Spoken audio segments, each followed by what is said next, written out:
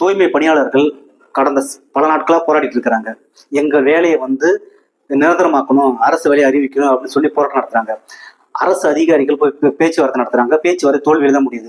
அந்த மக்களுடைய கோரிக்கையை நிறைவேற்றும் வகையில் பேச்சுவார்த்தை நடத்தினா பிரச்சனை கிடையாது. அந்த மக்களை சமரசம் செய்து அந்த இடத்தை விட்டு காலி பண்றதுக்கு பேச்சுவார்த்தை நடத்துறாங்க. இந்த பேச்சுவார்த்தைகள் அனைத்தையும் தோல்வியில தான் முடியுது. திமுக அரசு 2021 தேர்தல் திமுக கட்சி வந்து நாங்க ஆட்சி அமைத்தால் 285வது வாக்குறுதியாக வந்து தூய்மை பணியாளர்களுக்கு நாங்கள் வேலையை வந்து நிரந்தரம் செய்வோம் அப்படின்னு சொல்லியிருக்காங்க. இன்னைக்கு இந்த திமுக அரசு இந்த தூய்மை பணியாளர்களுக்கு அரசு வேலை கொடுப்பதில் என்ன தயக்கம் இருக்கிறது? நான் வந்து யார் மனசையும் புண்படுத்துறதுக்காக இந்த செய்தி சொல்லல. கோவிலில் மணி அடிக்கும் அர்ச்சகர்களுக்கு அரசு வேலை, நாட்டை தூய்மைப்படுத்தும் தூய்மை பணியாளர்களுக்கு அரசு வேலை கிடையாதா? இதுதான் திராவிட மாடல் அரசா? இதுதான் சமூக நீதி அரசா? இதுதான் பெரியார் மண்ணா? இதுதான் நீங்க பேசுகிற அரசியலா? இதுதான் நீங்க செய்கிற அரசியலா?